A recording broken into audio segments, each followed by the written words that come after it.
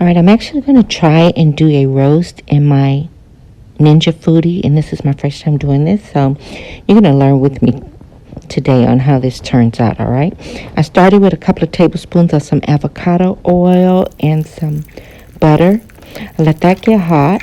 My roast had been marinating overnight in the refrigerator with some seasonings.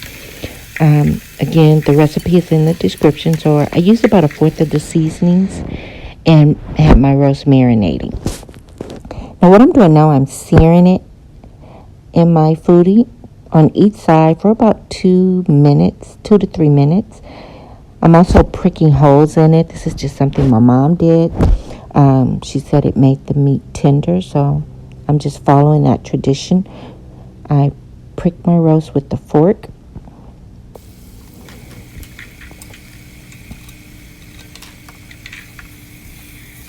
And searing it helps lock in your flavors. You want to make sure you sear all sides of your roast, so that's what I'm doing here. I'm trying to get the sides seared, and I did each side, like I said, for about 2 minutes. All right, smells good. I can pull this out now, and I'm going to go on and make some faux beef broth. I'm using about a tablespoon of some Better Than Beef Bouillon, and I'm adding some chicken broth. Those who've been with me for a while, you know I really don't like beef broth, so to lighten that flavor, I mix it with chicken broth.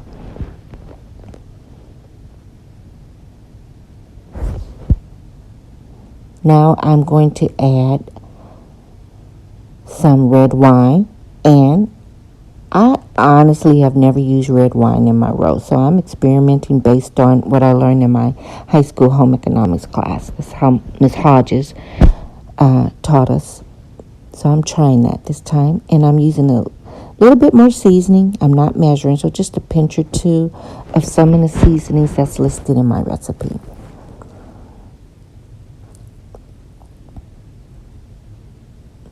I'm going to mix that in. All right, now you notice I've rough chopped some onions and bell peppers. Didn't have any celery on hand or garlic, but my recipe does have some garlic powder. So I let those saute maybe for about 2-3 minutes max. I don't want them translucent, and I don't want them extra crunchy either. All right, they're ready, and I'm placing my roast on top of them. I also forgot to add some rosemary to my beef broth liquid, so I'm sprinkling that on top. I'm pouring the beef broth around my roast and adding a stick of butter on top. And I'm read somewhere you're supposed to pressurize your roast. And now my machine is saying lid. Well, give me a minute. Let me see if I can find this. Oh, I don't know where my lid is. So I'm going to experiment and just do baked roast. And you notice I have it set on 129. But after about 40 minutes, I could smell it. I'm like, oops, I think that's too much time. So after that, I ran in there and flipped it over. And I actually like this. No, it's not burnt. It looks burnt, but it's not.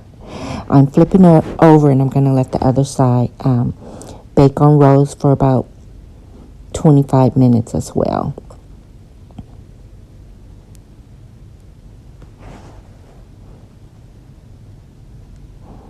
Now, I took the roast out so that I can get some of this beef broth and seasoning, because that's where I'm going to make my gravy. I'm now adding in about a cup of peeled carrots. And this was just a bag that I got from the grocery store already peeled. I chopped 3 medium to large sized potatoes. I'm adding those in.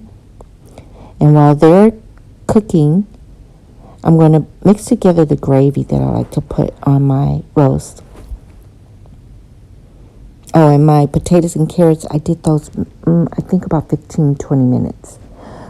I did add some flour to my gravy because I'm using cream of mushroom soup. For those of you who don't like to use cream of mushroom soup, that's cool.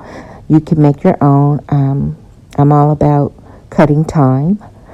So I'm using cream of mushroom. I'm mixing it with my beef broth, a little more chicken broth because it's too thick for me, and some flour.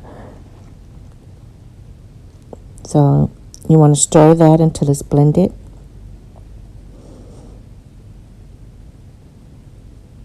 And I'm going to place my roast back on top of the potatoes and carrots. That's been cooking for about 15 minutes.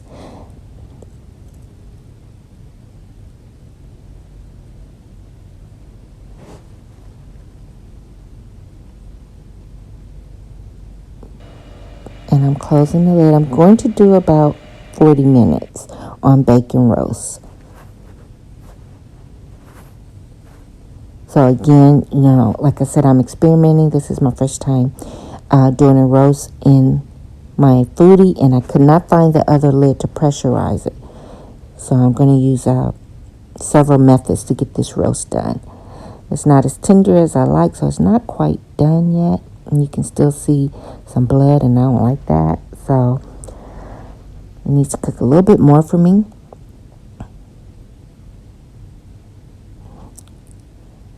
So what I'm going to do now, I'm going to go transfer it to my Pyrex pan.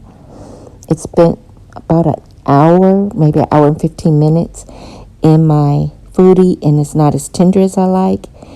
It's cutting, but I need a little more tender.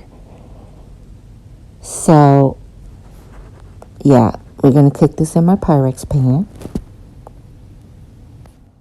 And my camera cut off for some reason, but I did add my potatoes, carrots, and my gravy mixture on top. Covered it with foil, and I let it bake for an additional 45 minutes. And this is my roast. It smells divine. I did not take a picture of the sides that I cook with it, but I made homemade mashed potatoes and green beans. Let me know, what did you think about this video? Peace.